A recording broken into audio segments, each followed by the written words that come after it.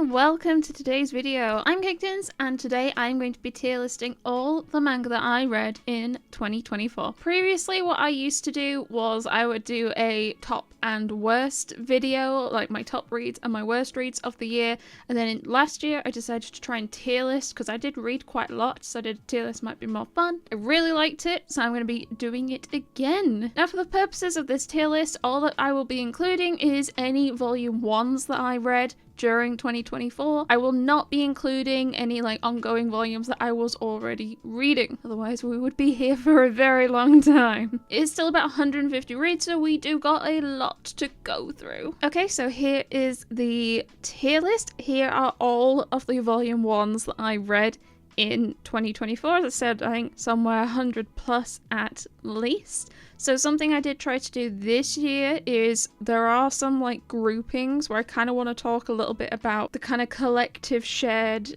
genre between a group of different volume 1s. So I've tried to push those together on here, so we'll go through them together. What they are, you will see when we get there. Otherwise, the way I like to tier stuff, S tier, absolutely adored it. One of my favorite reads of the year. A tier, I really liked it. I probably still recommend it. B tier, I think I liked it, but I probably won't rush to recommend it. C tier, it was fine. I feel rather indifferent about the series. And then D tier is, I wasn't a fan. I don't overly like to be completely negative around series. I just don't necessarily always see the point from me personally. I'd rather focus on the stuff I really liked. I'll talk a bit about why I didn't like it, because there are definitely series here that I'm going to put lower down, not necessarily because I think they're even bad series.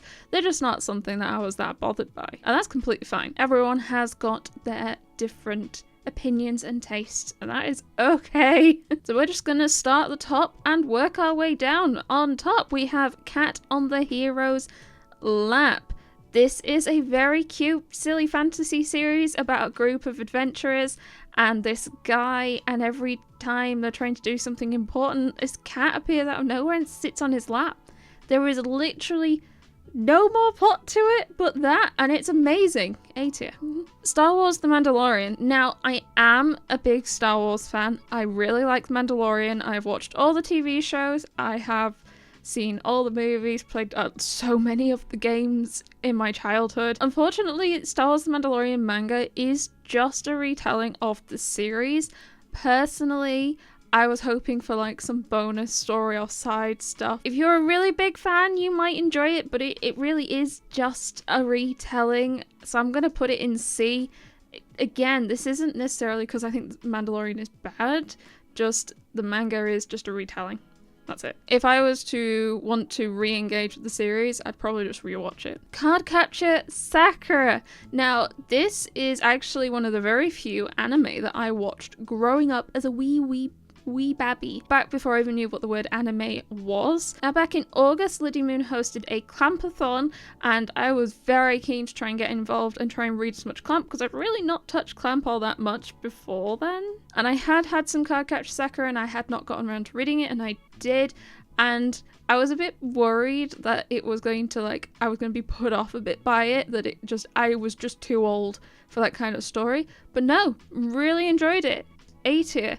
It's such a shame the only accessible copies of this are really pricey fancy editions from Kodansha. I mean, they're nice, but they're pricey. Megami and Tsugumi Volume 1. Well, of course, I always do this. They're all Volume 1s, Caitlin. Now, once again, I'm going to use her name in vain, but Liddy Moon recommended this series to me during Pride Month. I have had a history with Sublime, as in the publisher. There has not been a single series I have enjoyed from them. No, I've not disliked them, just so many of them I've read them and I'm not bothered. It sparked nothing for me. And then I read this one and I adored it. S tier. Volume 5 comes out in the next couple of months and I'm very excited. I will put the full title on screen. I will try and do that for most of them this year as well, and also a larger picture above me. as I'm going through them. This is a guild receptionist wanting to clock out early on time. Basically, when there are big bads, things get busy and she has to work long hours at the guild, and the adventurers are too shit to deal with things, so she just goes out and does it herself. But she doesn't want people to know she's doing it because they'll want her to do other stuff, and then she won't be able to just go home, go to bed and sleep, which is all she wants to do. And honestly, mad respect. Really enjoyed it, but it's probably not one that I loved. It's probably a B tier. I rather liked it. I'm not going to rush to recommend it. Apparently, anime has just come out and is doing okay though. I got reincarnated in the BL world of big man boobs, or something along those lines. This was excellent. It is about a guy who is desperate to manhandle some poor woman's chest and ends up being isekai'd into a world, and the only chests he seems to be able to fondle are men's. It's actually surprisingly cute. I'm putting in quotations. It's very dumb. It's a very dumb title, and I think that draws people in. It is a 2-in-1, which I did not realise. In case you're wondering, if you're like looking it up online and you're like, why does it cost so much more? It's because it's a 2-in-1. Caketinz have done a few of these, and you don't realise they're 2-in-1s because they almost are verging on like the regular thickness or a decently thick volume. But no, it is a 2-in-1, and I think there are 2 of these out, and I'm putting it in A tier because it's excellent. Kingdom of Quartz. I have only read my volume 1. I thought I'd read my volume 2. I was incorrect. This I really liked. I loved the whole like mythical angel. Little darker than you were expecting. Very pretty, so pretty. Unfortunately, my understanding is it has been cancelled, and it sounds like it's been cancelled a little prematurely, so I'm a little loath to go too more hardcore into the series. It was such a good volume 1. I'm very sad about it. I'm going to put it in B tier because, again, I think I'm going to struggle to recommend it if it sounds like it's been canned. I'm happy to put my hands in the air if it turns out it does wrap up well, but it didn't. I wasn't getting that gist that it was going to be a short series from volume 1. But I'm happy to put my hands in the air and say I was wrong when we do get the conclusion. Well, in English maybe. Gami-san Can't Keep It In, volume 1, S tier. This was hands down one of my favourite reads of the year, and one of like my most surprising reads. I was not expecting it. I picked up random volume 1, just gonna read this, why not? And I was blown away about just how much I really enjoyed it. There is something about high school, like more realistic feeling high school romances, I guess, and friendships. And I just adored the like even slight awkwardness, which usually puts me off. I enjoyed it in this. It's like a cross between Komi Can't Communicate and O Maidens in Your Seventh Season, if you have read either of those. But it's not like a 4-coma silly light-hearted from Komi, as in there's characters who like struggle to communicate and they're trying to make friends and that kind of jazz, but it also has the sort of teenagers getting curious and getting awkward about that curiosity, which I always find an interesting read. It's nice to see like real, more representation. Though I question as I get older, is it weirder for me to read that? I don't know. I'm probably overthinking it. Highly recommend Ogami. It completes 7 volumes, and volume 7 is out imminently at the point of me recording this. Bless. This is makeup. It's about makeup people. You learn about makeup. Someone wants to be a really good makeup artist. I think I liked it. I wasn't blown away. So C tier. It was not bad. Didn't dislike it. It was okay. In Another World, My Sister Stole My Name. I'm going to put this in B tier. This is kind of an isekai. Well, it's kind of an isekai. It is an isekai. What am I chatting? It is an isekai. I did quite like it. It is a fantasy. It is another one of those trash sisters being trash person. This character has been talking to this guy through a mirror pretty much her entire life. I feel like it's a really weird one to explain as we are going through so many. I might hold off. I might try and talk about it in more detail in another video. It is an isekai. It is a romance. There was like mystery. There was a terrible sister. There is like secrets to be revealed. I liked it. It's been a long time since volume 1. I think it came out like mid-year, April time, and I don't see a volume 2 yet. Hence why I'm loath to recommend it. Dragon and Chameleon. This I actually read towards the end of the year. This is a manga series. Wait, they're all manga series. This is a series about making manga, is what I mean to say. It's about 2 characters who through some weird incident, have accidentally swapped bodies. One is like a world-renowned, top of his game manga artist, and the other is a angry, up-and-coming, believes the world is deserved to them. So he's very happy to now be in the body of this world-renowned artist, and he's like, well, I'll just take over your work and it'll be fine. And they kind of, their nicknames are meant to be Dragon and Chameleon, hence the name. I always find it really interesting reading about series, talking about how they make manga. It's kind of neat. They've got this like body swap thing going on, which makes it a bit different from the others. I'd probably put it in A. I quite liked it. I'd probably recommend it as well, especially if you are a fan of other series to do with making manga. Trillion Game. This one caught me by surprise because I knew nothing about it at all. I'm gonna put it in S tier. It feels like I'm reading about a battle shonen, but it's to do with business and data security. There is a lot of references to IT and security, data, all feels like buzzwords. And I feel like it was like close enough to home that I was like mostly understanding what was happening, but it was silly enough that I found it amusing. I actually saw someone talk about it on Instagram. I think it might have been Weeb Dad, that he's noticed the people who've enjoyed the series tend to be the ones that have had any form of background in IT, whereas the ones that haven't.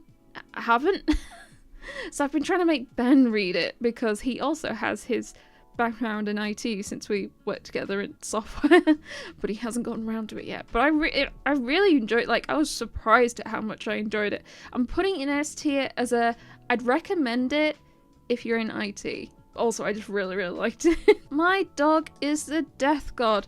Now, I'm unsure. This I read really at the start of last year, so I'm struggling a bit to remember something about it.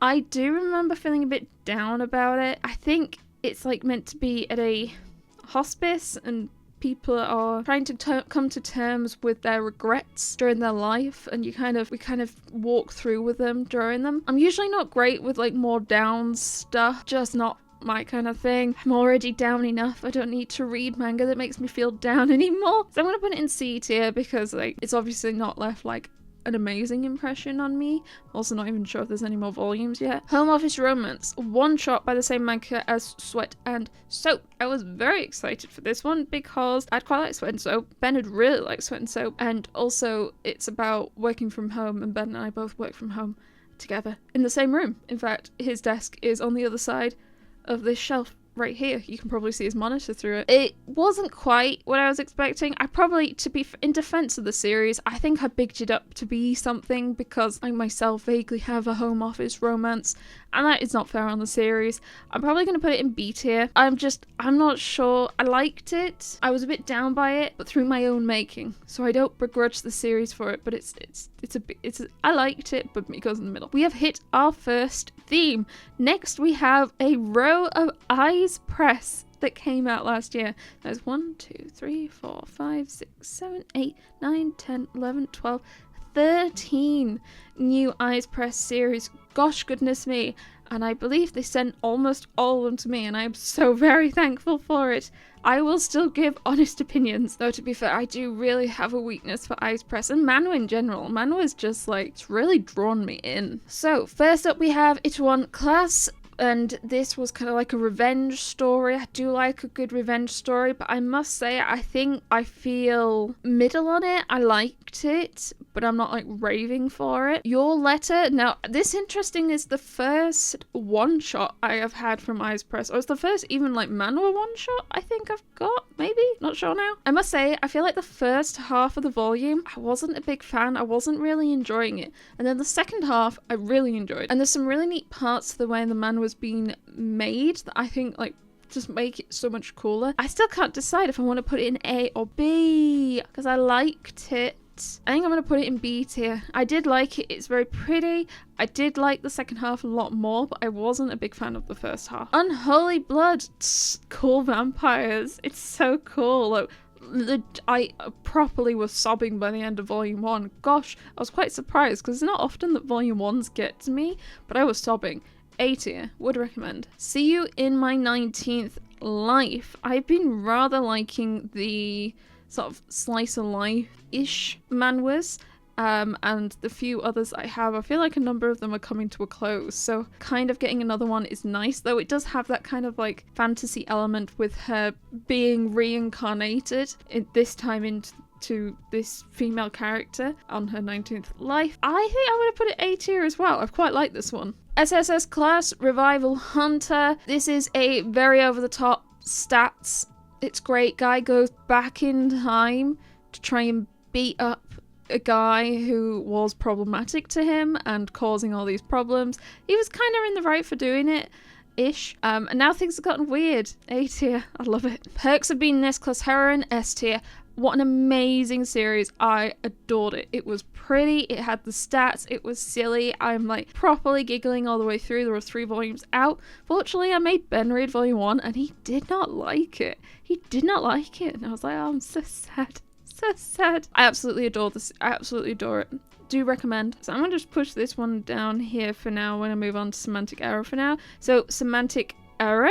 I wasn't sure at first because I did not like most of the characters. Also, it starts out with basically like a computer science group project, and I had flashbacks to my computer science degree and group projects, so that was not very nice of it. But I'm still going to probably go A tier because red flags are hot. Uncanny Counter. C tier. I feel like I felt quite ambivalent to it. I wasn't like... I got a bit confused as well, and I wasn't a massive fan of the art style. And I feel like if I'm not a massive fan of the art style, it makes it a lot harder for me to enjoy because I am a snob. I'm sorry. And there was just so much like story drop, like here is all this lore to explain what's happening, and I couldn't follow it. I really struggled. I need to read more, and I've just not, because I was so put off with just volume 1. Finding Camellia So Pretty. A tier. I have volume 2 and I've still not read it. I do like the whole cross-dressing trope. I have been enjoying that, especially after cross-dressing Villainess Cecilia Sylvie, and this is another one, except she's a little less naive in this one. Beware the Villainess. Now, it's a Villainess title, and I love Villainess titles, but off the top of my head, I cannot remember anything that happened, except I think she's trying to not marry anyone, if possible, because they're all terrible choices, I think. She's just trying to, once again, as is quite frequent in Villainess tropes, not get the bad route. I tamed my ex-husband's mad dog. Now, I liked this one.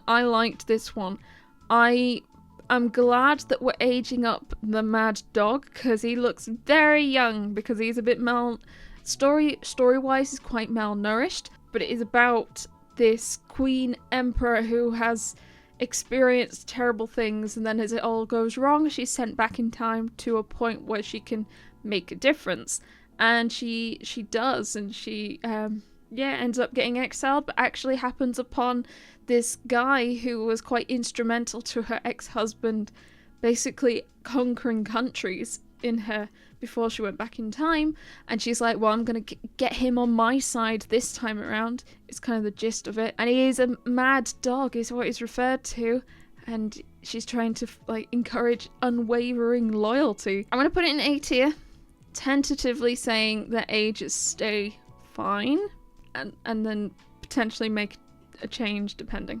I feel like I've been too kind. I've not put anything in the bottom tier, though I don't tend to put much in the bottom tier anyway. Men of the Harem. This is the same writer as Remarried Empress, and yeah, you can tell they write strong women well. So this woman is becoming empress, queen, exalted ruler in some capacity, and has decided that she would like to build a harem, and everyone's like, women don't have harems, and she's like, well, I do.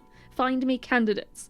She's more doing it to prove a point because she has been spurred by a past lover, and she's very awkward about the whole thing, and it's really funny. A or S? I'm putting it in A still. God, heavy A. There was a lot of stuff I really liked. My Secretly Hot Husband, and I just love that title. It's great. I'm going to put it in B tier because I feel so far with volume 1, it's like just all set up. obviously, like, it feels like I'm reading a prologue, and it's like, well, yeah, it's a volume 1, but like, it really feels like I'm reading a prologue. The kind of gist so far is this girl has been sold off to this demon guy who wears this helmet all the time, no one sees him, and then as soon as they pretty much like promise to each other to get married, he then leaves for war or something, and he's gone for many years. And volume 1, spoiler, ends just as he comes back, basically. To also re-emphasize, there are going to be spoilers for a good number of these. They're volume 1s. Volume 1s feel fair game, so be aware. But I will mostly try and just keep spoilers to volume 1. Usually pretty careful with spoilers because I don't like them myself. Next we have Under the Oak Tree, and I feel like Under the Oak Tree and Secretly Hot Husband had like a very similar start in that they were kind of promised / married to each other, and then the guy disappears for a bunch of years before coming back, and the guy is meant to be like some demon of some sort, and also the women have very bright ginger hair. And obviously I've not experienced any further story past him coming back in Secretly Hot Husband. But Under the Oak Tree, I quite liked Under the Oak Tree. I really liked Under the Oak Tree, and it's a new imprint it's a new series from Inklaw, and they are nice volumes. They feel the same, they're the same kind of format as Law Olympus, if anyone collects that as well. It's pretty much the exact same trim size. If my camera was wider, you could actually see my volumes down here next to each other, my Law Olympus and my Under the Oak Tree. I'm going to put it in A because we have experienced him coming back and being quite sweet on her, and that's quite nice. If the villain and villainess met and fell in love, B tier. I mean, I love my Villainess titles, and I do like evil meets evil, except neither of them are really that evil. It's like rumors are suggested, are being spread, making them people think they're evil, but they're not.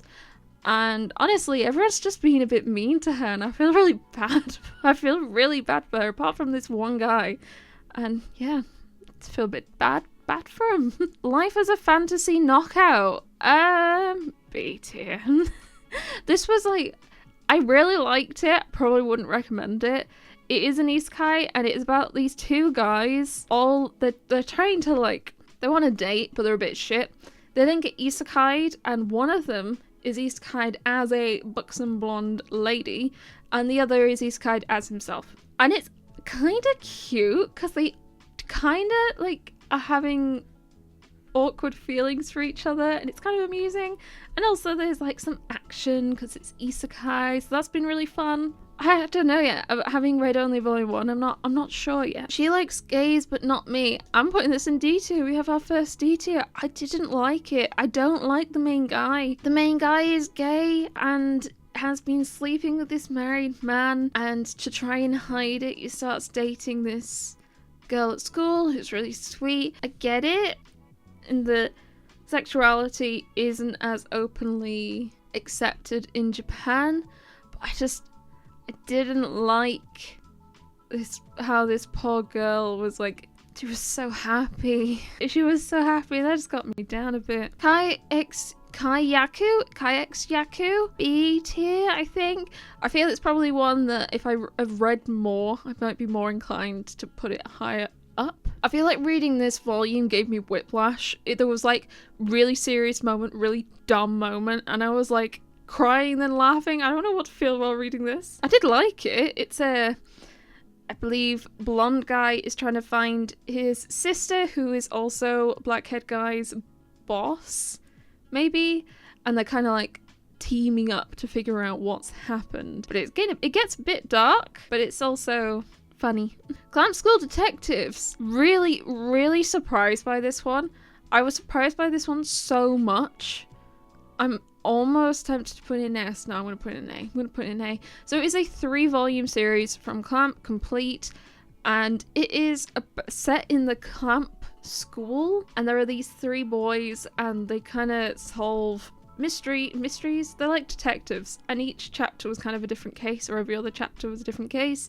I loved the different cases. They were just like, I love mystery and detective stuff, and this was like perfect for me. I didn't like how it ended. It definitely came across as, oh damn, we need some plot. and they kind of did half a volume to like put some plot in, and I wasn't bothered by that bit. But I really liked all the cases in the first couple of volumes and the first bit of volume 3.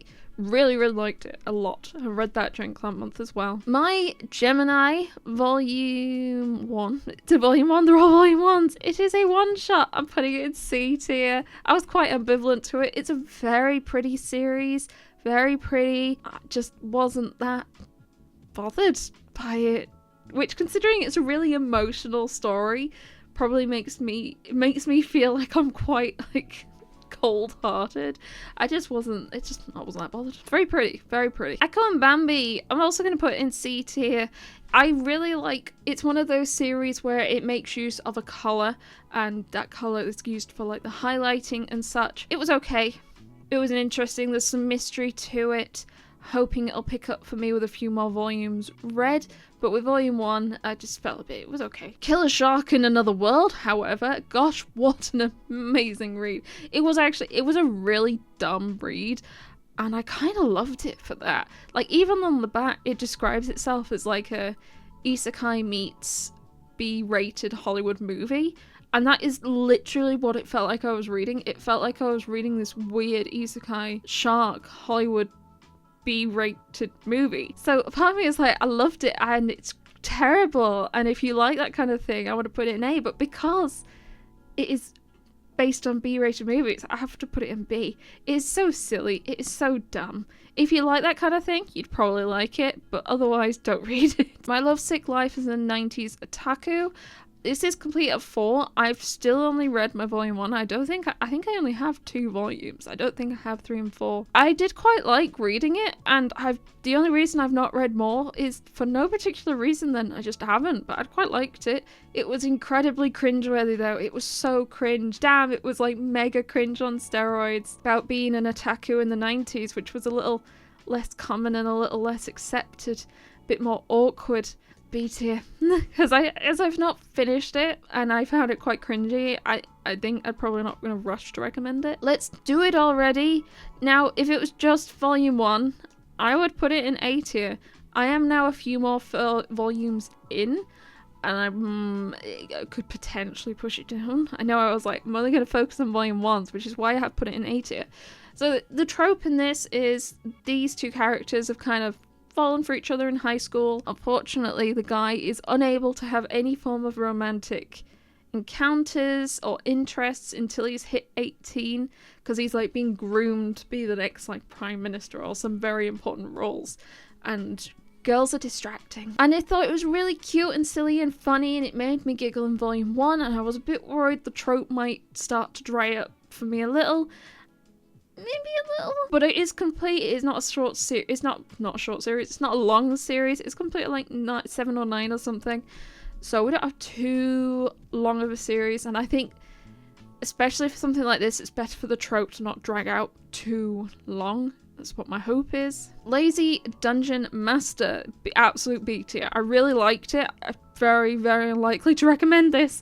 It's a real weird isekai about a guy who is isekai'd into like, I'm gonna say mainframe mind of the dungeon, and he can like use points to expand the dungeon, like build another room, spawn some goblins, stuff like that, and I eat that stuff up.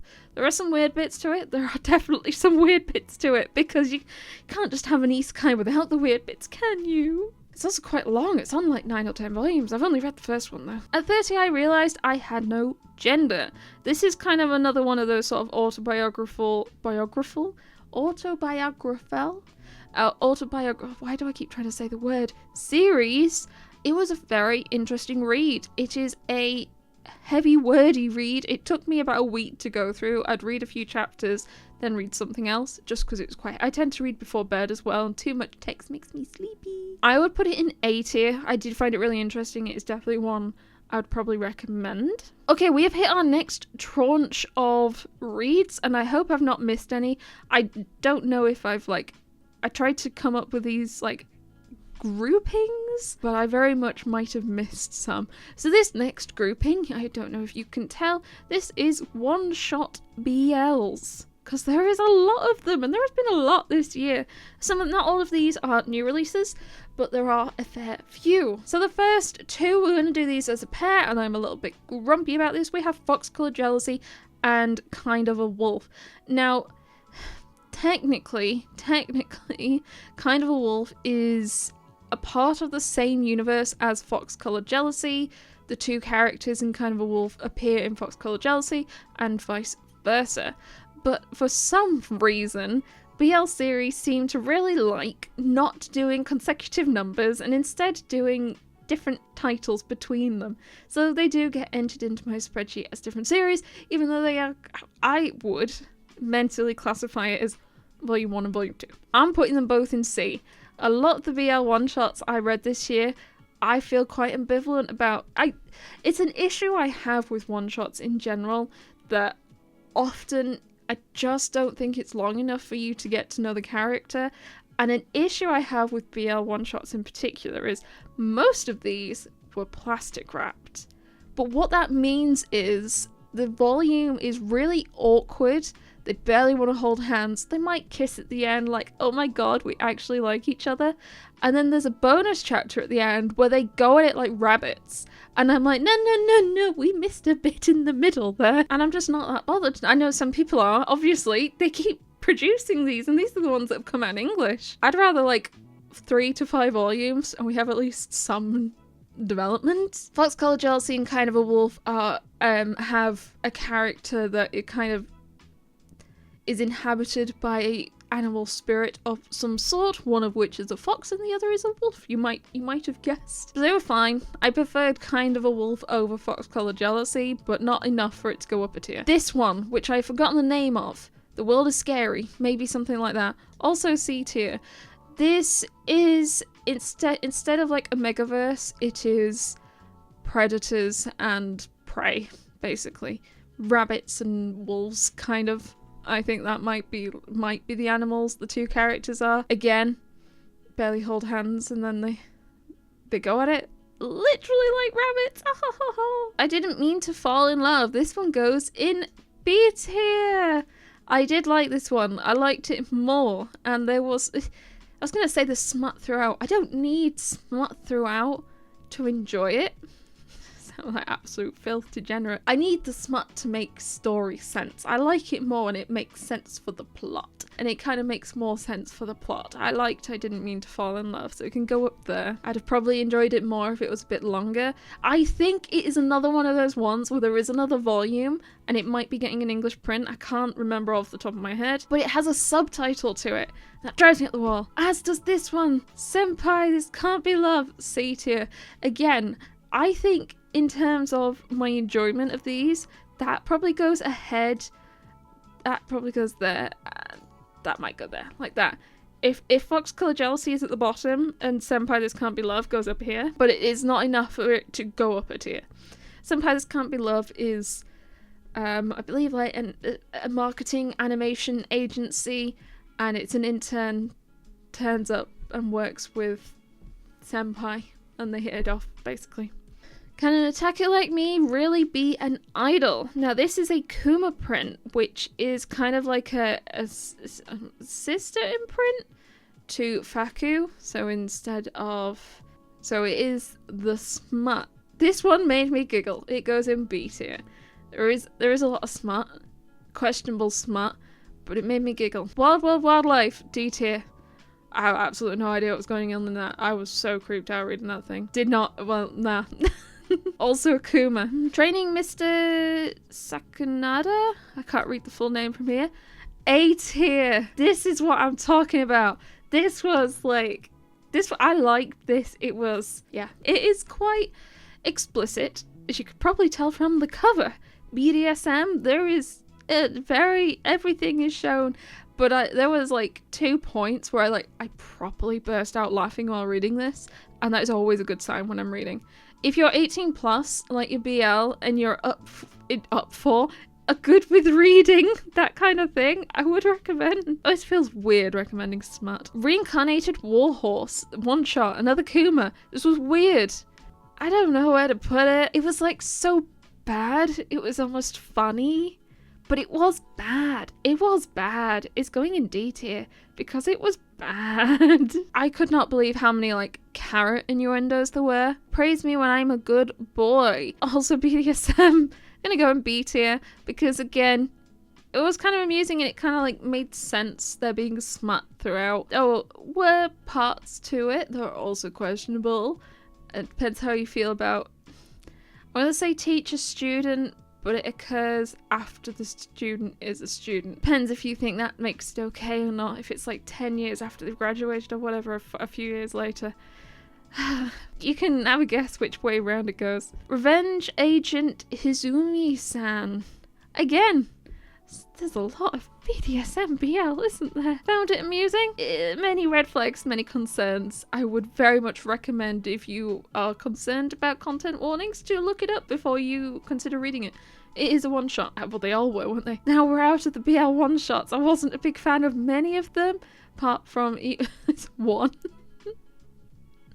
I liked some, but they're just not long enough for me. Iron the Beach Forest, A tier. That was a beautiful read. That was really nice. It was just, that was like peak cozy witch vibes.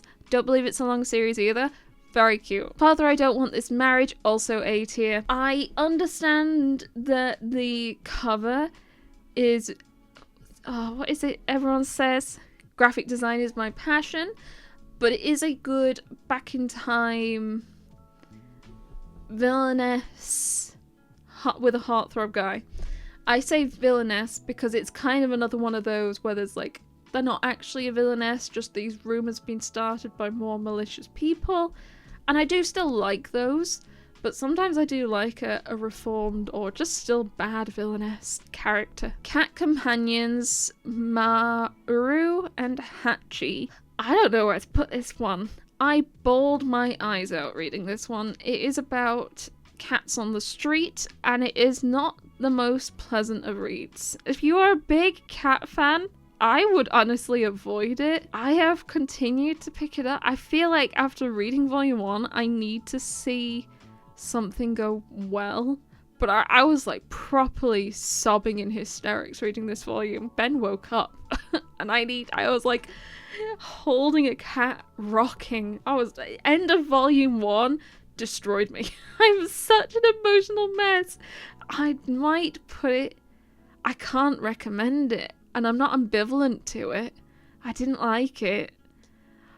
I enjoy pain, maybe. It can go there. Noblesse. I am really sorry because I know this is a big fan favourite and lots of people are really excited about it. I am putting it in D tier.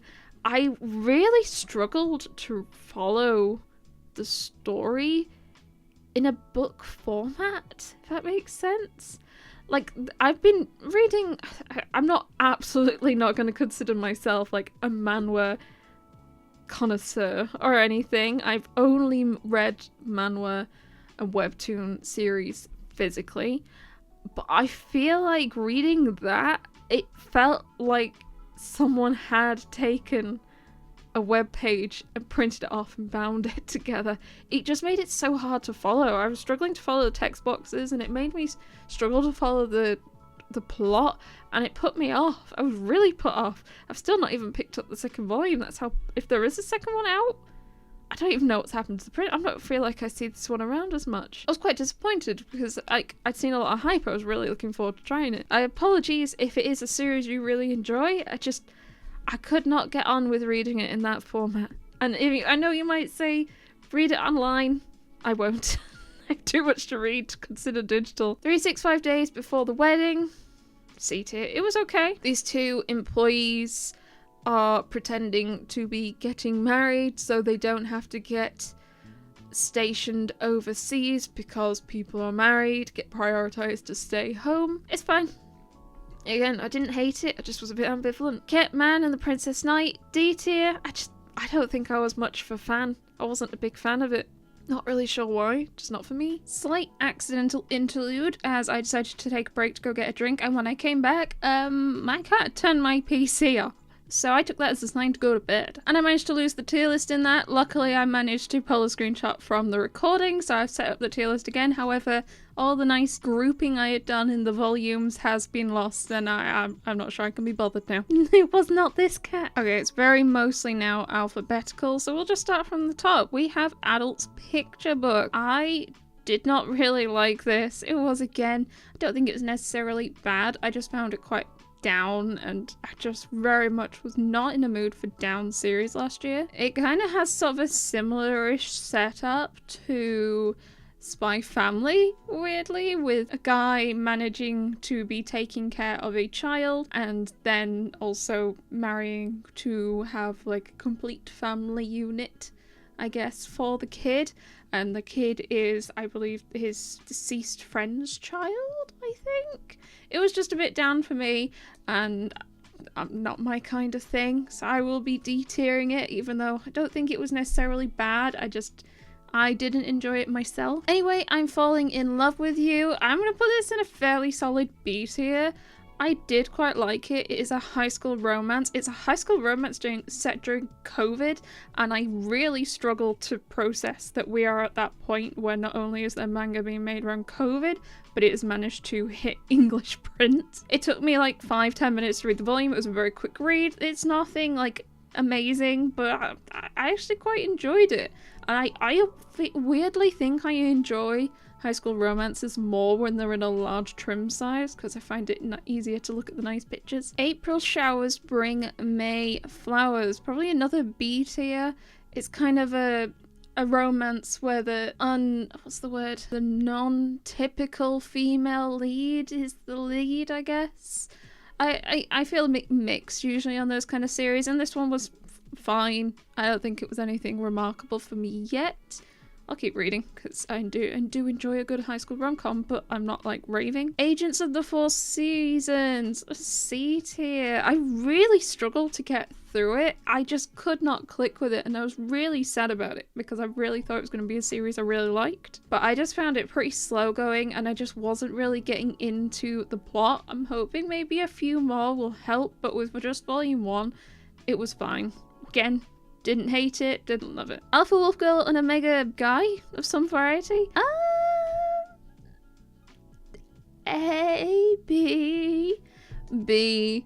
I think it's how do I say this? It's rather graphic, and I almost weirdly welcome that with the steamship titles. So many of the steamship titles so far I feel have been quite lacking, and I don't mean that in necessarily a bad way, but I mean there are so many steamship volumes where they don't even plastic wrap them because there isn't content in it to justify being plastic wrapped. And this was definitely a lot more hardcore. Red flags galore, consent, so please do look it up if you are interested in trying it, please. Apocalypse Bringer Mayongira 1. I'm up A tier. This was like anyone who knows the game Civ. This is kind of like an isekai version of Civ, except he's been isekai'd into running a like evil kingdom. That's like their alignment that he's been isekai'd as. It's an evil alignment. I really liked Volume 1. I did quite like Volume 2.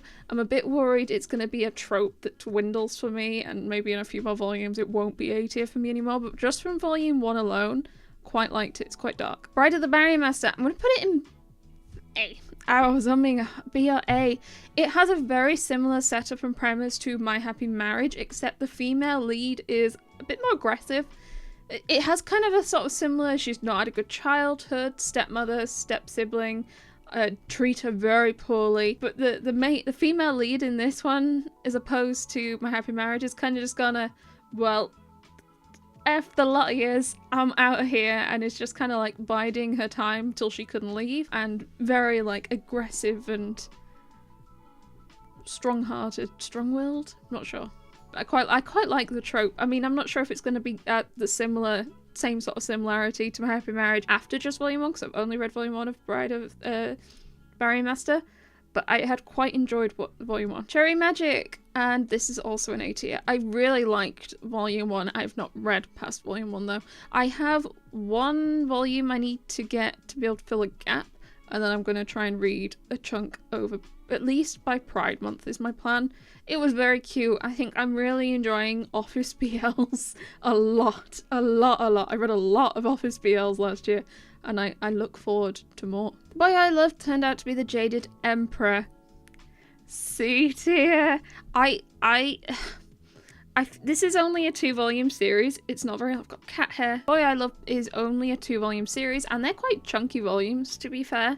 I think I find with this series, when I have seen other people talking about it, whether they love or don't love it kind of comes down to how they process the relationship between the two characters. So, spoiler for the series, but the female character initially has quite a motherly role to the male character. She then, for some reasons, and then is reborn in the same world as this female character that we see on the cover. And before they're reincarnated, they have quite a motherly role to the male character. And they talk about, in the series, about love changing based on situation, and it adapts and all that.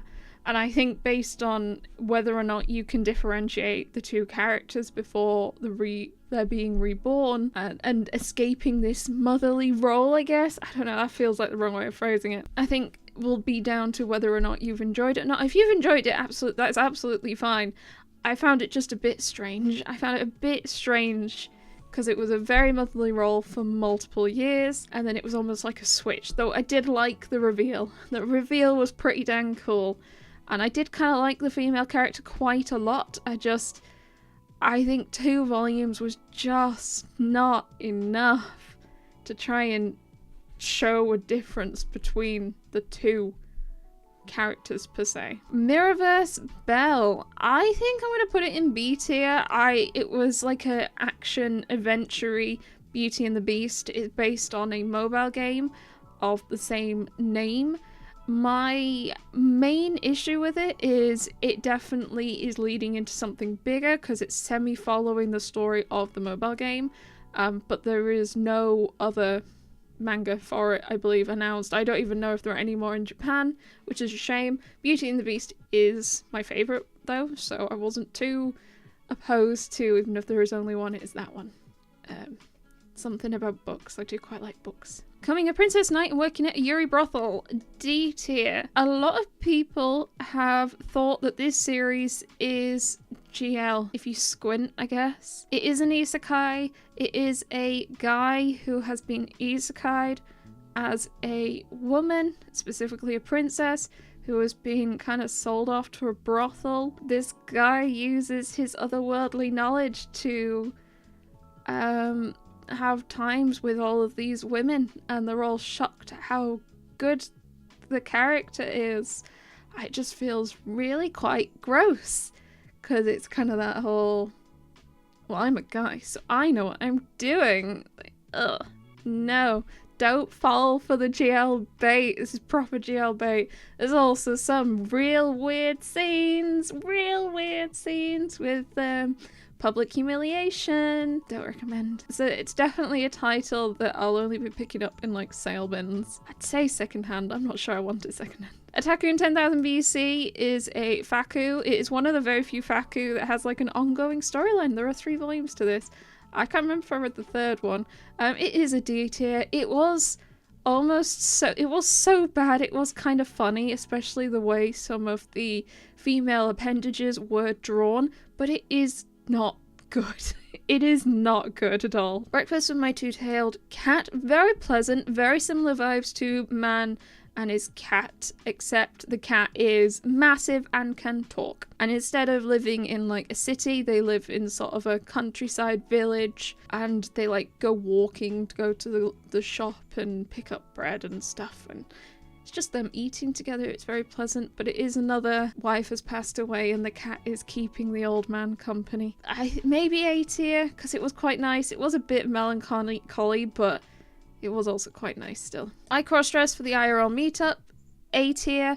Rather like this one as well. Yuna keeps circling my feet. This is another sort of Kodansha Omni, like Man Boobs, where it is a 2-in-1. It doesn't necessarily quite look like it. It was a very pleasant read. Lots of cakes, lots of LGBT. And yeah, I'd recommend that one. It was really sweet. It was really nice. Here you are, B tier. I mean, I think I quite liked it, but I don't think I have like much more opinion on it currently. I've only read the first one. I'm not sure if the second one is out in physical English yet. Condemned Villainess, A tier? S tier? I feel like I need to be really certain for S tier, so I'm going to put it in A tier, but I'm going to put it in a high A tier. It's going to be a high A tier. Really liked it. It's probably one of my highlight Villainess reads of the year. I mean, there's a lot where you can be like, oh, it's just sort of generic Villainess, but that one I think has a really good story going for it.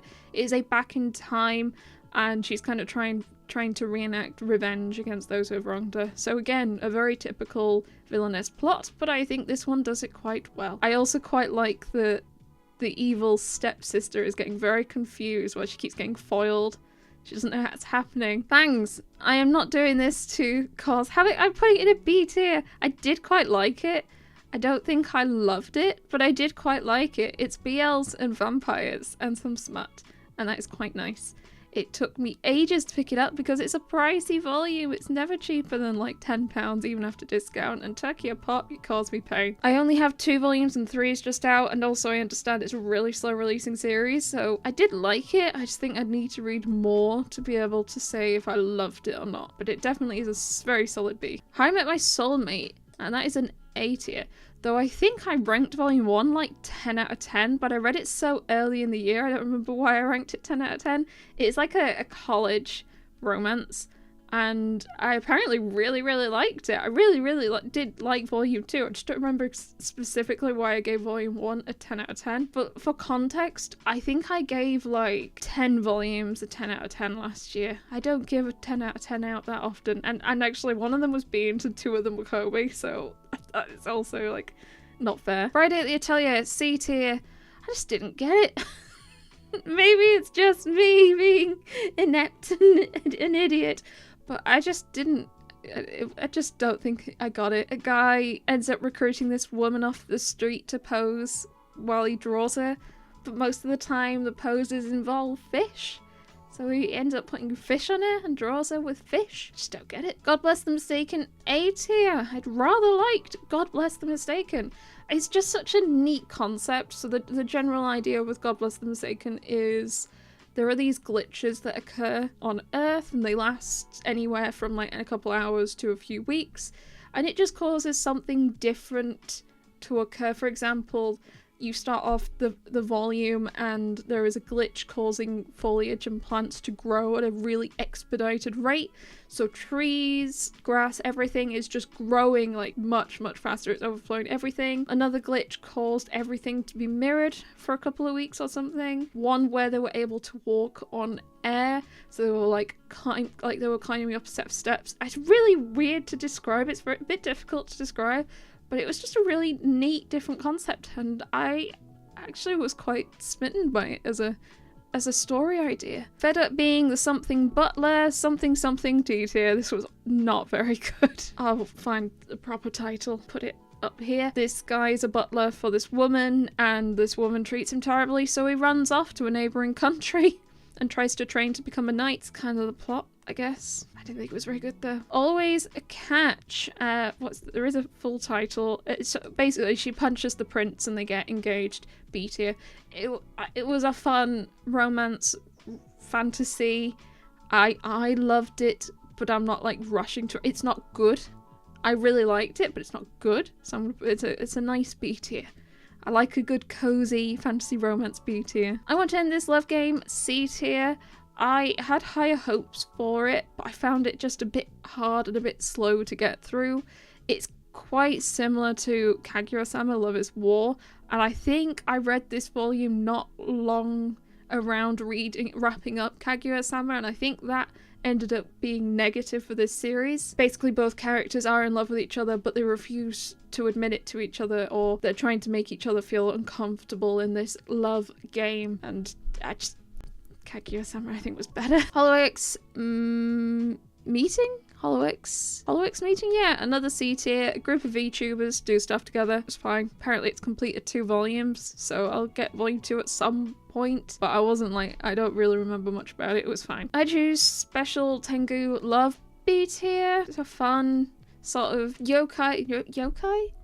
Well, Tengu was what they are. It's a silly romance, somewhat odd couple kind of. A woman who is a Tengu comes to the real world to live with a guy and experience it, and they're kind of like pretending to be partners so she can get away with it. Before I discard you, B tier. This is another steamship title. I found there was a lot of discourse for this title across social media, and I found it kind of interesting. So there was a lot of hate for the series because basically these 2 characters are engaged, and she discovers that he's planning on ditching her to go marry someone else, and she decides, well, I'm gonna try and have your baby so I can have some part of you to still have if you're gonna abandon me and discard me after I've spent my life training and working to be your wife, because he's like a prince or something. So she does things to him without him consenting,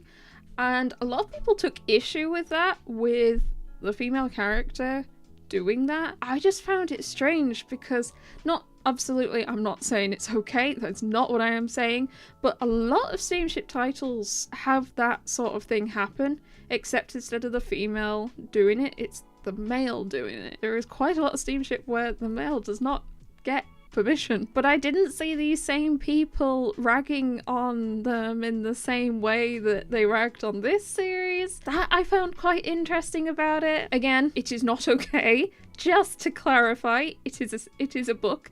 Not okay at all. I think my pet peeve with the series so far, and I've read 2 volumes now, like, it feels like 90% of the problems would have been solved if everyone just sat down and had a conversation. It aggravates me. Inside the Tentacle Cave, probably a D tier, but I'm still reading it and I still keep ordering volumes. It is one of those, I hate it, but I keep reading. It is explicit D-gen trash. It is literally what it says. It is exactly what it says. It is tentacles and women in a cave. A literal cave. It's not even a euphemism or anything. There was a literal cave with tentacles in it. Healer of the Shadow Hero. This picked up for me.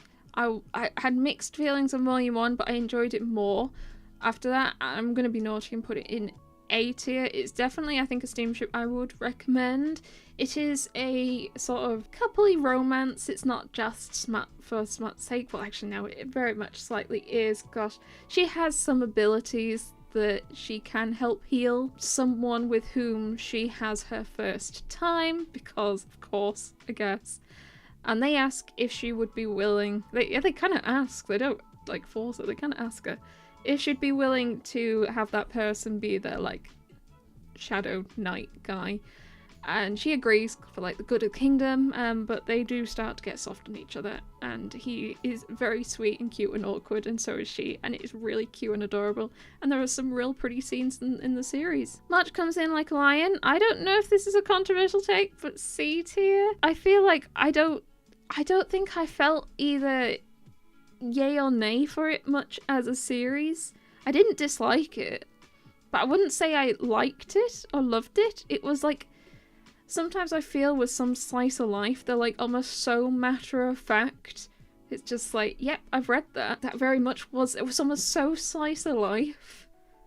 I didn't have much of a feeling for it, which was a shame. There was so much hype for it. Dempa being able to print it. Dempa had delays with printing it, so it finally coming out was a big deal. I will keep reading. I'm hoping it's going to grow on me more as a series, because everyone loves it. Everyone loves it. I've never seen a negative thing against it as a series. Is there something wrong with me? Probably. Mobsters in Love. I love this one. I'm honestly going to put this in S tier because I loved volume 1 so much. I have volume 2 and I've ordered volume 3 and it's complete 3 volumes. I really hope it doesn't let me down with volumes 2 and 3, but I was just so smitten with volume 1. Like, I loved it so much. It is, as it says, 2 mobsters in love, and it's just very it's really like nice awkward. I'm a bit funky with awkward settings, but it was like a fun, cute awkward. I loved it. My girlfriend's not here today. One of the many GL recommendations I've had from Liddy Moon. An issue I've had with GL before last year was pretty much all the GL I had read was very cutesy. The characters were very cute looking, very young looking, regardless of how old they were. They might be in like college or office, or worked in offices, sorry, and they'd still have these like really round baby-like faces, and they were all very cute and nice, and it was just pleasant, and it's like, that can be nice, but also there are any that are a bit more mature with an English print. And there has been some stuff coming out this year in 2024, and one that Liddy really pushed me to read was My Girlfriend's Not Here Today, and this is a hot steamy mess, and yeah, this is an S tier. This was I was like yes, some mess, some steam. This was what I was looking for. It is not a clean relationship. There is some proper drama, and I was so there for it. I was so there for it. And it's also very nice and pretty to look at. It is very nice and pretty to look at. I Want to Make You Beautiful. This is another steamship title. There are a couple of steamship titles that came out where they're doing like a complete edition, which is, there were like 2 or 3 volumes maybe in Japanese, and they've done like an all-in-one omni. This was one of them. This one I enjoyed more than I expected and put it in A tier. Apparently I'd seen a few people dub it as like Yuri bait. Thought it was GL bait for this one as well. I kind of, having read it, there's a whole big part of the storyline is from the male character wanting to present more feminine and dress feminine, have a feminine look to them, while still saying, I am a man. And that was actually quite a big part of the storyline. And also, there were other parts of it with the female character and the sort of back and forth between the 2 characters I just quite enjoyed. I did enjoy that one. No Love Zone, C tier. I think this is the first manhwa BL that I've been unsure about. Did not like either of the 2 main characters. I was really off-putting. A lot. It's not apparently a very long one, it's quite a short one. This is so silly. I can't read it and I cannot figure out which one it is in my spreadsheet. But what I do want to try and drag together if I can find them. This one, that one, that one. I think it's just those 4. So these 4 are all fantasy romance series by Tokyo Pop. I really found that a lot of them really blurred together for me. Like, a lot of fantasy romance, especially the mediocre stuff, does blur together. But especially I found the stuff from Tokyo Pop, like, you're looking at those covers, especially these 2 in the middle, and I'm like, I don't even remember the plot of this one, so it's probably going to go in C tier just because I don't remember it. And the same with this one. I was not, like, massive on that one. I was fairly, like, actually, was it? Yeah, I'm going to leave it there. This one was a Villainess one, and I'm putting it in D tier. I thought it was not very good. I thought it was really dull and dragged on. And this one specifically was about a character who's been reborn in the same world, but they've been reborn back in time at the same point when their past self is also alive and around, and they go looking for them. And it was just so dull, and I have volume 2 and I'm like, oh, I'm not sure I want to read it. And then the other 2, the plots were fine. I'll keep reading. But it's such a struggle, especially as Tokyo Pop volumes tend to be some of the more pricey volumes in English at least. And I just don't want to. I want them to be good if I'm spending that kind of money. This one is another Villainess getting married. I think this one was a B tier for me. I think if I remember, she's trying to not get married to this guy and accidentally gets really close to him. I think it's a Back in Time. It's a Back in Time or an Isekai. And he actually is quite smitten by her, but I liked it, but not enough to recommend it. Guilty Smile, and this is a B tier. I completely missed this one, A, being announced, and C, releasing. I was in Forbidden Planet Leads, I saw it on the shelf, and I was like, this is like the first time I've seen this, or the first time I remember seeing this. So I was very excited, because it was like a sudden, oh my god, a steamship. Picked it up, took it home, read it, very explicit, very hot, very steamy. Again, very questionable, many red flags, very concerning. Look it up before you read it, but it is quite what I like out of a steamship. I look forward to the next one because there are big reveals. The guy she liked turned out to not be a guy at all. S tier. I did really like it. I was a bit worried about the hype getting me down for it, but it did not. And also having some of the shipping issues across Europe. It took much longer for the volumes to hit the UK. I'm not sure they've hit mainland Europe at this, I don't know. But it took a lot longer to hit the UK than expected, and I really enjoyed it. I really wish I had the volume on me to show you some parts of it, but I found the use of green, like, really did amplify the reading experience. Sometimes I find with manga pages and panels that if there is a lot going on, it's just too much information overload, and I really struggle and it pulls me down. But even though the pages were pretty, like, almost full, there was a lot going on, stuff stretching between panels. The use of green to highlight and accentuate particular things for you to look at as a reader, I think really helped me navigate reading the volume, and it just made it such a really wonderful experience. And also, it's a GL where they don't look like children, even though they are in high school.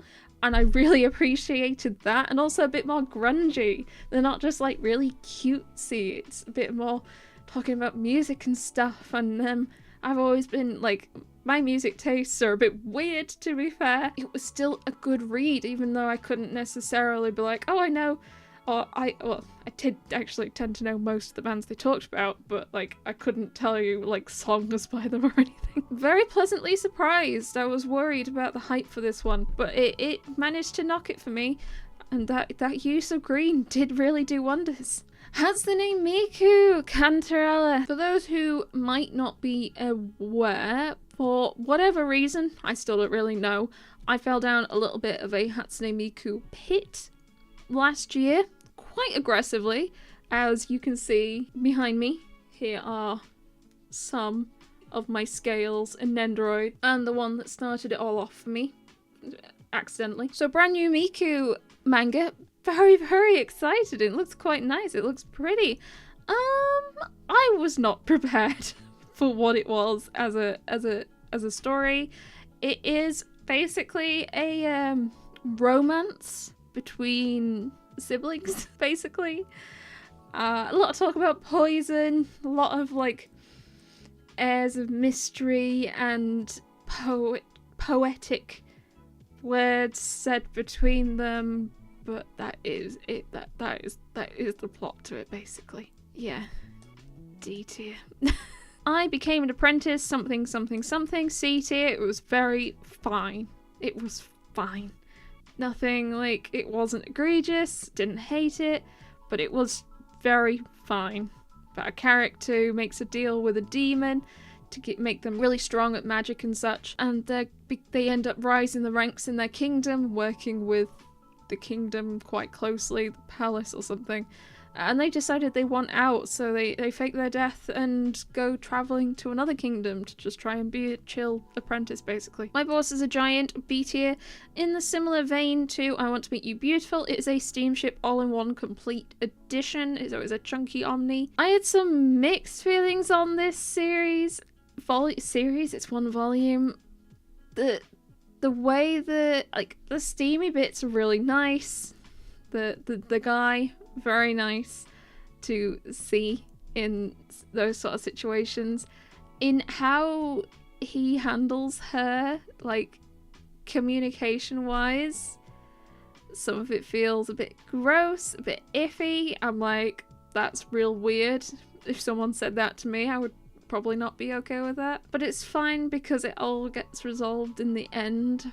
But like, there's a point where one of his friends is even like, it's kind of weird what you're doing, don't you think?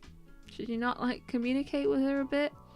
And then there's some other bits at the start I wasn't a massive fan of, but it's probably a bit too explicit to talk about in a random YouTube video. Happy to answer more explicit questions in the Dudette Discord server. There's a link down below if you're curious. But I won't be doing that here. I love story with Yamanda-kun, level 999. B tier? Maybe A tier. I think A tier. It is a romance involving video games, and I love me some video games, especially MMOs, like critically acclaimed hit MMORPG Final Fantasy XIV, and I won't do the whole spiel. I know there was some funniness with the print quality and such. It doesn't look like we had the issues with it in the European prints. I'm also not too fussed about how the cover looks. I just mostly wanted to read it. I'll become the worst villainess that goes down in history. B tier, it was a fun villainess read, but not like outstanding enough so far for me to want to rave about it. It's one where like I need to see her age up a bunch more to decide if I enjoy it more. In the Name of the Mermaid Princess, C tier. Don't know if this has gone.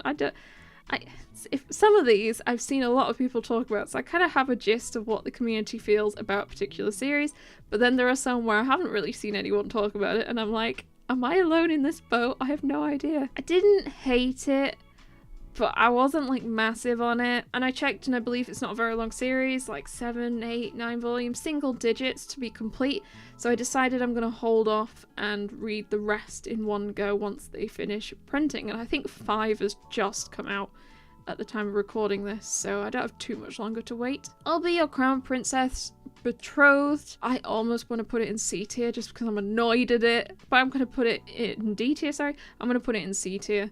So I'll Never Be Your Crown Princess Betrothed is a sequel series to the base series, I'll Never Be Your Crown Princess. That completes at 3 volumes. What seemed to happen, I don't know why. I don't know if they kind of wrapped the series and they were told, actually, no, you can continue. I don't know if they changed magazines. I think it's a different artist.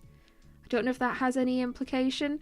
Basically, the main series wrapped at 3 volumes, and then this has just sort of continued it on. My main issue with it is, in the main series, it was kind of fun. There were smutty moments. There was some intrigue. And it was kind of starting to almost feel like it's reaching a conclusion. And then in the 3rd volume, it was just like bam plot, bam plot, bam plot. They were just throwing so many things because it felt like, oh shit, we need to keep this story continuing. Let's throw more into it. It felt so forced and pushed in, and it just really left a bit of a sour taste in my mouth for the series. And then seeing Betrothed starting to carry that on, I'm still a bit grumpy at it. At least there was a smut scene. I can't remember if there was a smut scene in volume 3 of the base series. Also, it's a sequel, so I'm not sure if I should include sequels in this, but I have done. I was something about being abandoned for their engagement. B tier. I do rather like Evil Sisters. Everyone thinks the Evil Sister is actually an angel, but it turns out they're not. I really like those, and that is no reflection on my own sister, who is actually a decent person. I just find the Evil Sister one's rather fun to read. B tier because I like the trope, but it stays in B tier because there are some real weird rushed cliche lines in the series that really, it feels weird to have all this like sudden big plot progression in just the volume 1. Otaku Vampire, another B tier. I think I liked it. I think it was a funny kind of otaku vampire has come live in Japan so they can have easier access to merch. That feels quite relatable. I'm not sure how much money I would save if I actually did choose to do that. I don't think I was like smitten by the series. I quite liked it. Marriage Toxin, C tier. I don't think I really felt like much either way for the series. I felt kind of indifferent. I found it quite a slow read for me personally. I struggled to get through the whole thing. Again, not because I disliked it. I just found it quite slow going. I'm not really invested in the characters yet. Hoping a few more volumes will help with that. Medalist, B tier. I find it quite interesting. It was a lot darker and sadder than I expected. I wasn't expecting it to be as saddening as it was. But I really liked reading and learning more about ice skating because I love manga where it teaches you stuff. So B tier for that. It'd probably be an A tier if it wasn't as sad. My oh my Atami-kun. I did not like this. This is a D tier for me, unfortunately. As someone on the spectrum myself, sometimes when I'm reading about characters who are themselves, I and it depends how the characters react around them, whether or not it's most realistic or not. It doesn't matter. I can just sometimes find myself getting a bit aggravated reading the responses and how the character who is treated because of that, and I just got a bit annoyed by it. So I wasn't a big fan. Otonari Complex. I think this is an A tier for me. I was quite surprised at how much I enjoyed it. I was gonna say it has a twist. I guess it has a twist. I don't think it's like a renowned like big twist or anything, but it did catch me unawares, and I think it is a really interesting read on gender roles in relationships and romance, and I also like that they are slightly older characters, which definitely helps. I would recommend that one. Pink Habanero, B tier. It's a pleasant high school romance, but I don't think there is anything about it currently that is differentiating it from anything else. But I did quite like it. Perfect Buddy, probably an S tier for me. I'm currently like trying to define what kind of like energies, behaviors it is I enjoy in my romance and BL series. And I really, really liked the Golden Retriever energy from Blonde Guy at the back of this volume. I just really liked it because it wasn't like, I get irked sometimes if there's a Golden Retriever character and they're a bit dumb and naive, whereas this character has Golden Retriever energy, but he isn't dumb and naive. He's actually quite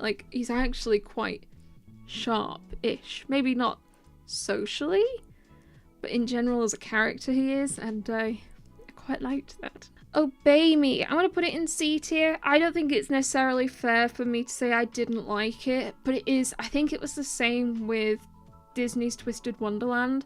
I think it's a series where if you've played the mobile game, you are much more likely to rather enjoy the manga, whereas for me, who hasn't played the mobile game, a lot of it didn't mean very much to me, and in fact I just ended up getting a bit confused at parts. I don't mean it as like a negative, I just don't think it is especially a manga targeted at me. I had to go and look this one up on my spreadsheet. My sister took my fiance and I'm being courted by the beastly prince. It is a fantasy, it's got an evil sister. In theory it should be a lot of what I like, and if I was to just do volume 1 I'd probably put it in a B tier. However, this is going to be a spoiler for volume 2, and I will clarify I'm about to say a spoiler for volume 2 of this series. If you don't want that, jump along a little. So this is a series that is based on the light novel, and usually what I find with series with light novels is that sweet spot of how many manga volumes to light novels does vary depending on the content, but 3 to 4 usually ends up being how many volumes you get, depending on usually the thickness of the manga. This one did 2 volumes to a light novel, and because of that they ended up like speed running the second half of the second manga volume to be able to wrap up the first light novel, and it kind of ruined it a little bit for me, because they introduced a character and then the character was a bad character, and also there was all this kingdom plot and issues and problems, and they had to go and solve them right now, and it was all happening within like a page or two. It was incredibly rushed, and I hope they slow down. There are sometimes a few series where it seems to happen where they're like, we need to see if there's interest for the series, just quick bash it out, let's get the first light novel out of the story, see what we think. But I really think it was at the series' detriment. The first one was fine, the second one was just not. I'm probably going to keep it in B tier because I'm ranking volume 1s, but just as if you become interested in the series, in terms of plot, it's literally in the title. Sister stole engagement and now she's being courted by a beast, a prince, oh my gosh, a prince who can transform into a beast. There we go, not a priest, oh my god. One Piece Shokugeki no Sanji, and it was an S tier. It was an S tier.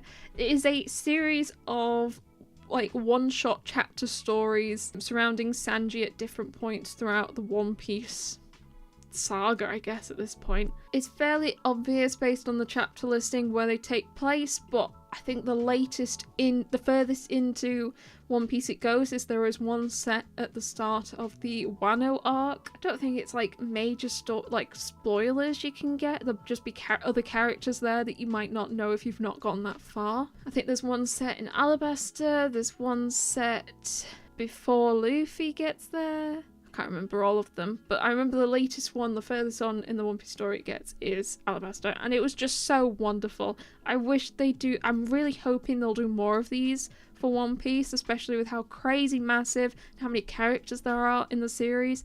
A whole bunch of those, I would be delighted. Origin B. I'd rather enjoyed volume 1, and then I decided to hold off since it is a 10-volume series. It is sort of robots battling sci-fi. Usually a bit like on the fence with sci-fi, which is crazy considering how much I grew up with sci-fi.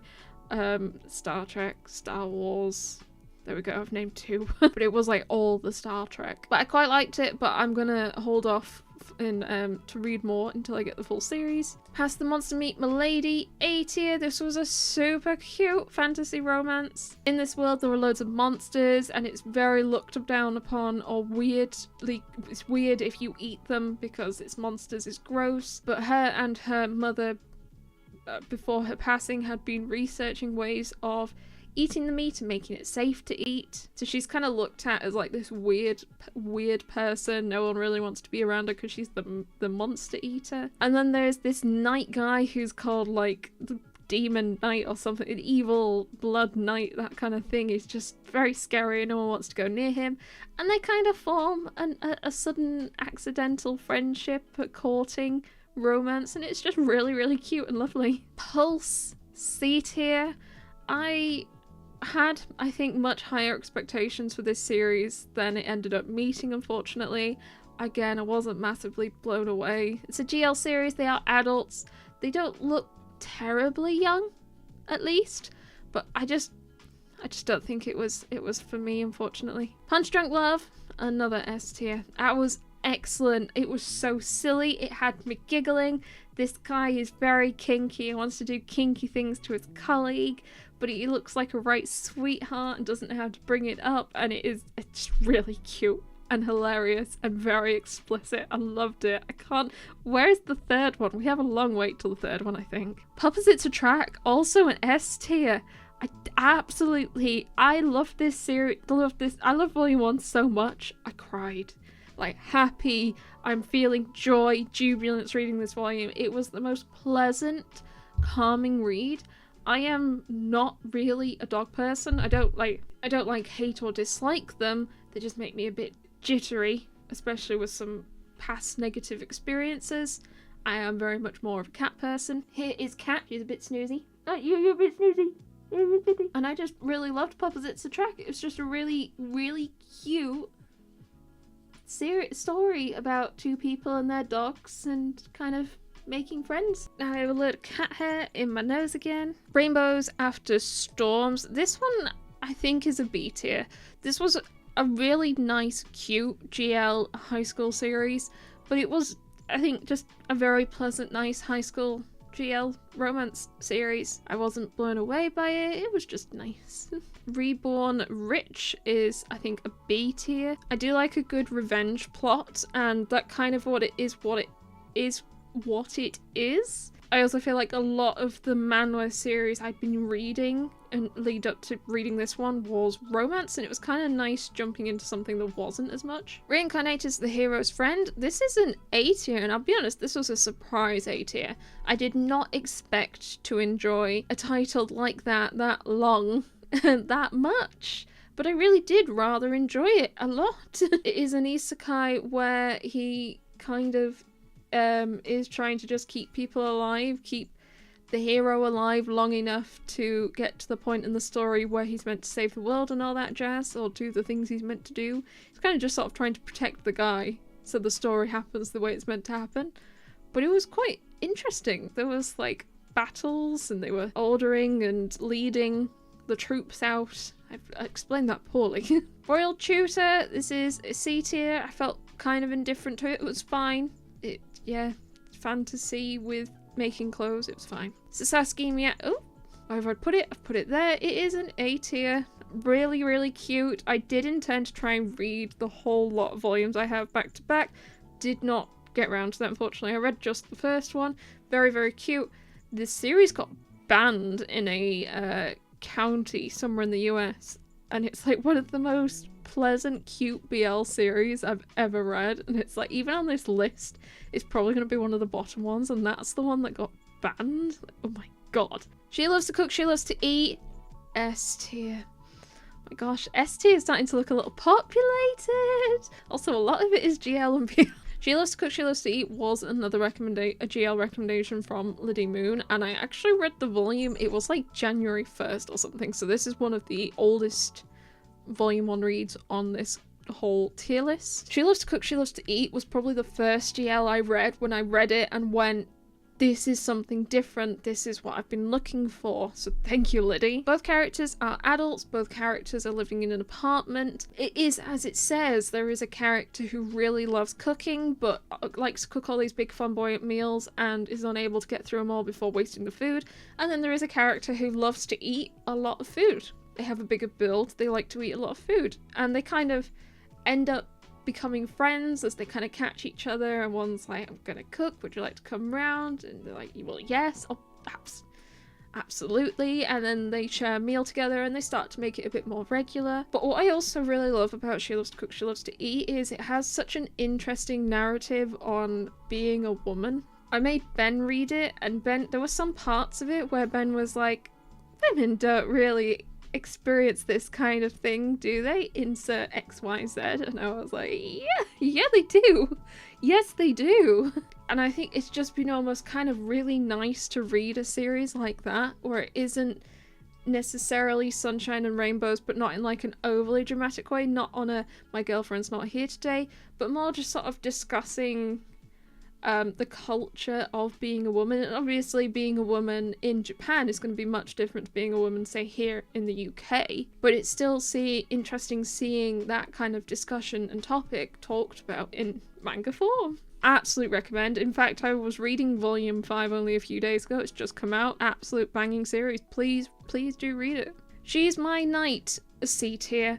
It is a very silly episodic comedy, and it is kind of funny, and there were a few bits I did laugh, but also there were a few bits where I like really wanted to pull my teeth and drag my feet along the floor to be able to get through it. It's kind of a sort of a role reversal kind of series where the female is kind of that sort of knightly kind of character and is kind of acting as a knight to the guy, and they're starting to get a bit close, I guess. But some of it it was a bit too cringy for me, unfortunately, and some of it I just found rather dull. Some of it was great, some of it wasn't. It was like such a mixed bag for me.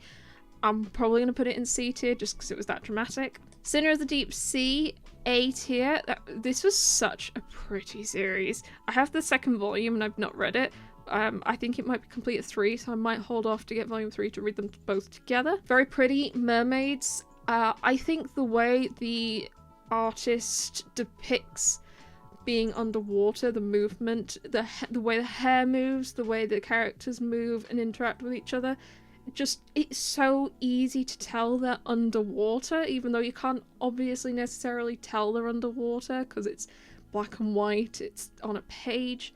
It was amazing. And also the first opening chapter where there's pretty much there's very minimal words with just the main character and a whale and its child, I believe, was just one of the nicest things I've ever read in manga. It was just, I was absolutely blown away going into it super blind. I loved it. Sister and Giant, D tier. I did not enjoy this one at all. It's an isekai too. There was just so much weirdness and I got very confused. And I'm not rushing to pick up any more of these yet. This is a sales section series for me, for sure. I nearly called this one Ice Guy and Cool Girl, but it's not that. Where's my spreadsheet? Small animal-like lady is adored by the Ice Prince. Oh my gosh, it took a while to find. I think this is another B tier. Like, I did find it fun and pleasant, but it wasn't like groundbreaking again. So I'll keep up with it, but I'll need more to make a more proper judgment on if I think it is better than B tier. Right, okay. Smoking Behind the Supermarket. This one, please please remember, this is just my opinion, and if you enjoyed it, good. I'm very, very glad. I am putting this in C tier. I did not dislike it. I just think it was a series that unfortunately had been hyped up too much for me. I'd been told it had won multiple awards. I think a lot of people kept telling me I should read it, and I think I just went in and I built up this expectation of something grandiose, and I just no. I think if I had no expectations going in, I'd have definitely ranked it higher, but I kind of read it almost thinking like, I don't really get the hype. It's a pleasant slice of life between two people who share smoking time together behind a supermarket, behind a convenience store, and I don't understand why it's loved as much as it is, but that is fine. That's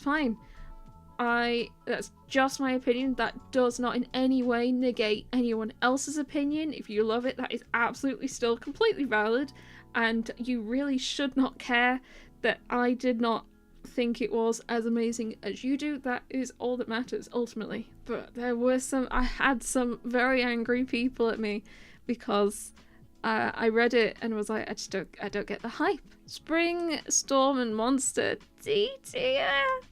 Did not like it. I find it quite difficult that when you're like, they're step siblings, someone's like, well, actually, they're not quite step siblings. Oh. I also really just did not like the guy as the character.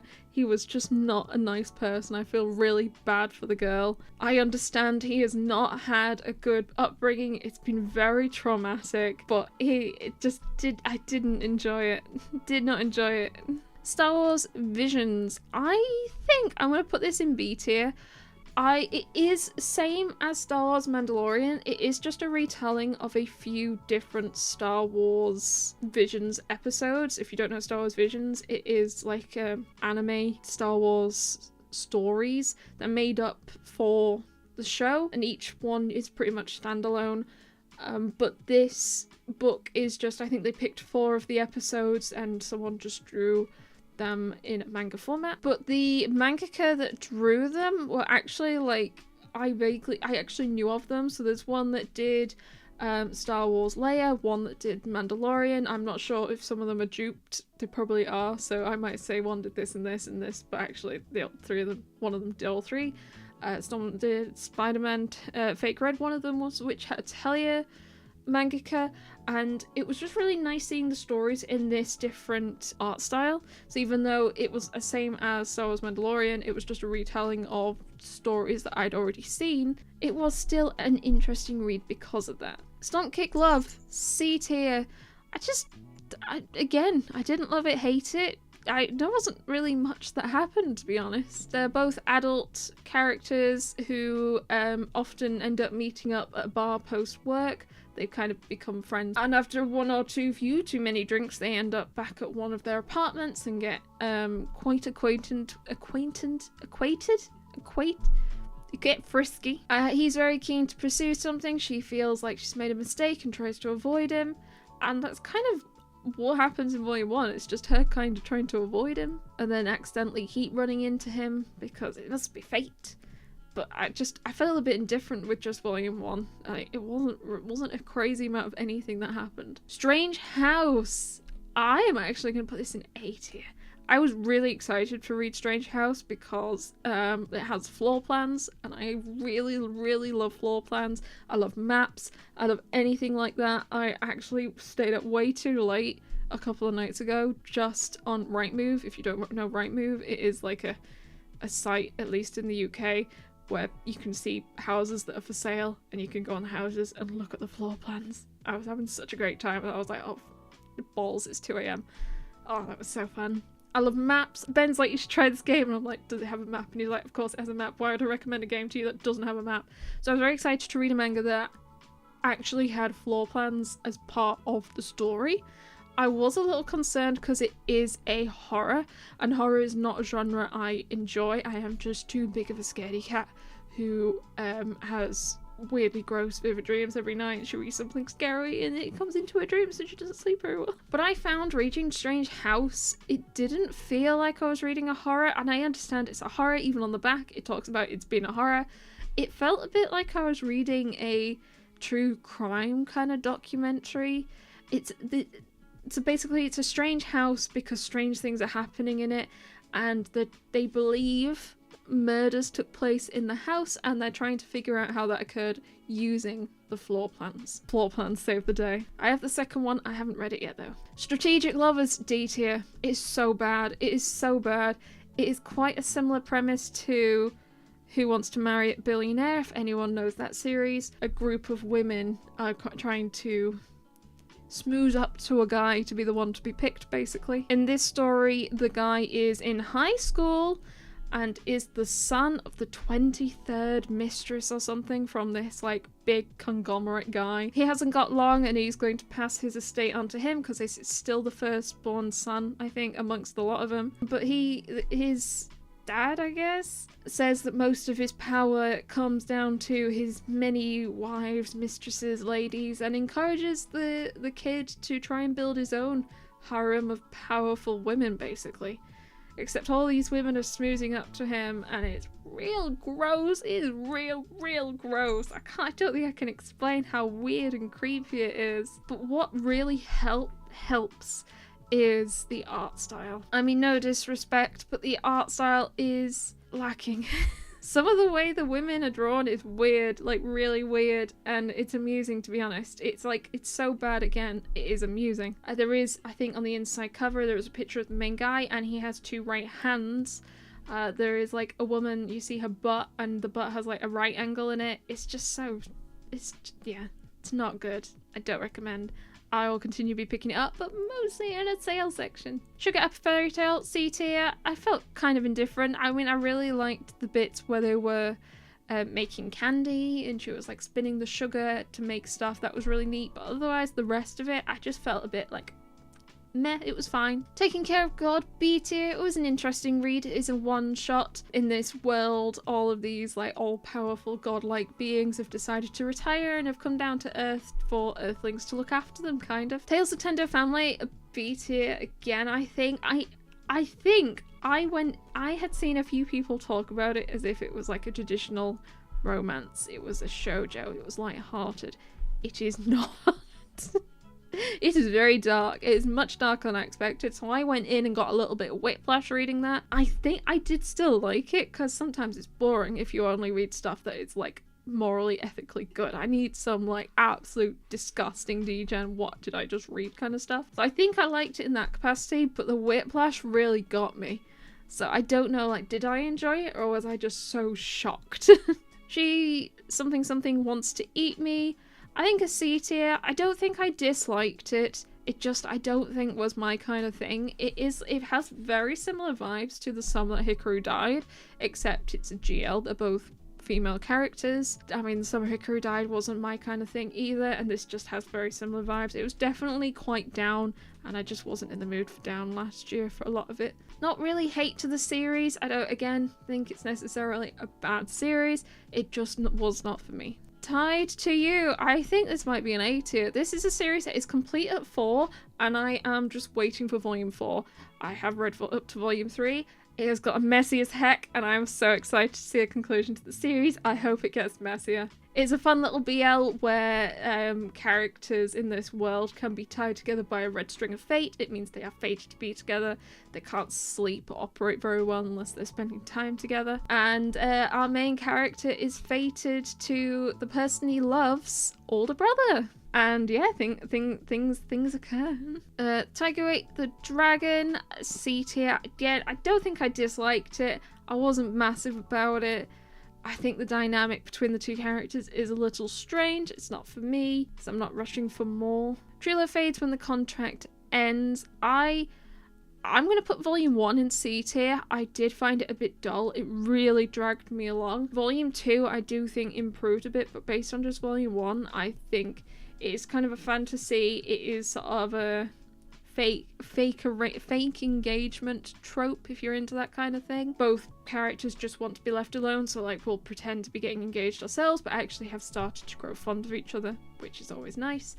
But I don't feel like we didn't really get into much in volume 1. It was volume 2 where we started to get a bit more payoff. Turns out my boss something very similar to Yamanda-kun. I find this one is, I'm gonna put this one in B or A. I think I enjoyed Yamanda.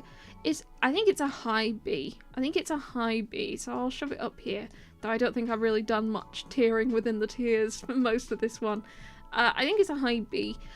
I definitely enjoyed it. I think it dragged on a bit more than Yamanda-kun did, and I don't know if that is because it is another one of those Kodansha omnis, so like cross-dressing and man boobs.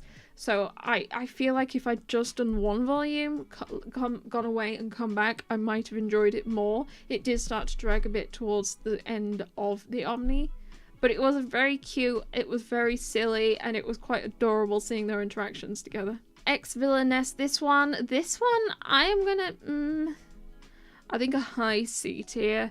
I have found this one a little bit slow for me personally.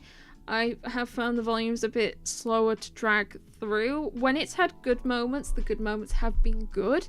But I just wish there were more of those. There is a lot of lore, there is a lot of mechanics to the world and how the magic works, and I didn't like how they expressed that to you as a reader. It felt a little clunky for me. I feel like I think if they'd managed to flow that better into the story, like explaining this kind of how the magic works, I might have enjoyed it more. But also some of the interactions I'm finding a little slow. I need things to kick up a notch, I think. Villainess seduces the heroine away from the hero, something. A tier, I think. It's a GL, it's a smutty GL. Basically, it's another one of those traditional Villainess plots where the heroes decided to abandon their engagement and go and marry the heroine instead. And this is occurring, he is informing the villainess, I'm not going to marry you anymore, I'm going to marry her. And the villainess is like, turns to the heroine, is like, I can treat you better than him, let's go. And the heroine's like, yeah, alright. And then the heroine and the villainess start dating, being a thing, and they go at it. Quite explicit. It manages to be really explicit. It shows you nothing. It's quite interesting how it does it.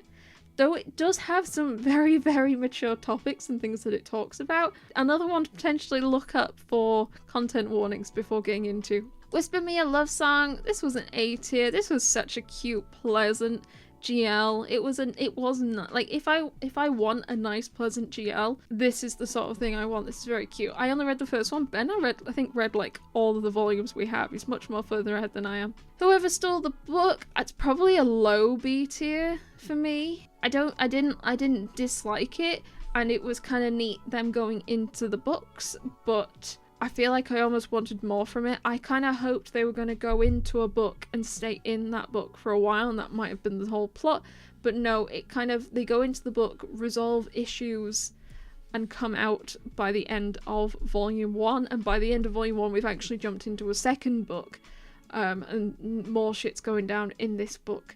And the main character is like figuring out what's happening to then get back out, and then other things have gone wrong with another book, I assume. But it's not very long. I think it's complete at 3, so they can't go in and out of too many books. Witch Life in a Micro Room, B tier. It's not bad, it's pleasant, it's just a cute couple of witches live in a small room and they try and make it work and earn some money to live, basically. It's just pleasant. With a cat and a dog every day, it's fun. This is a high A tier, I think. This is a high A tier. It is so wonderful. It is just a mangaka drawing her experiences by owning both a cat and a dog. And the best bit about it is sometimes they put actual pictures of the cat and dog in the manga, and the cat pulls really, really funny faces, and they reuse some of the really, really funny faces, and I love it so much. Cats with funny faces. Oh! I have Yuna next to me. Actually, can I... There we go, we have a very slight cat cam while she dozes as we go through the last few. We don't have many left, we have 3 left. We have this one, which name is With You Our Love Will Make It Through, and I am putting this in S tier. I really like this one. It is a high school romance, but we're in a world where we have beast folk, and they are looked down upon, and there is a beast boy who attends this human school, and he gets close with this human girl who is kind of our main character. And damn, I really liked it. I was surprised at how much I liked it, like quite a lot. Apparently it's got an anime coming this year, so I am also quite excited, and I might watch that, to be honest. Yokai Cats. Yokai Cats is a very solid A tier. I've really enjoyed the manga from this manga artist. It's like Pandania or something. There's like 4 or 5 different ones from them. There's Yokai Cats, Monster Cats, Evil Secret Society Cats, Cthulhu Cat. That's weirdly published by Dark Horse, and the rest are published by 7 Seas. It is a silly 4-coma with a theme to cats. And I love cats. So great to read. Quite pricey, quite a quick read, so I feel like you really need to be into that kind of thing to want to go for it. But I do. I like that thing. Our final series to sort is Your Throne, and this is a Webtoon series, and I am going to put it in a B tier. I think a high B tier again. I did rather like it. It is a body swap between the heroine and the Villainess character, and I think I need like to read more to be able to say if I really like it or not. But it was very pretty. It was a very pretty series, I must say. And here we have it. This is my tier list of Volume 1 reads for 2024. Over 150 different series. I have no idea how long this video is going to be because it's taken me a couple of evenings to record due to the cat turning the PC off. Once again, I've said it before and I'm going to say it again, these are just my opinions. Just because I liked something and you didn't, that still makes both of our opinions valid. If I didn't like something and you did, that is still also very valid. It is more than okay, and in fact welcomed, for everyone to have different tastes in things. If you enjoyed this, do remember to like and subscribe, and check out my channel memberships for early access to all of my videos. I am a bit behind at the moment because of Christmas, birthdays, illness, a whole variety of excuses. Trying to catch up. I have like 3 things to film over this coming weekend. I also have a bunch of videos already up there, which are mostly figure unboxings and Miku's, to be fair. Do join the Dudette Discord server if you're interested in connecting with the rest of the community, or have any more questions about what I've said about some of these things, or potentially some of the more like smutty stuff that I don't want to talk about in too much detail on a YouTube video. Otherwise, thank you so much for watching. I hope you have the most wonderful day, and I'll see you next time. Bye! Say bye, Una! She's asleep.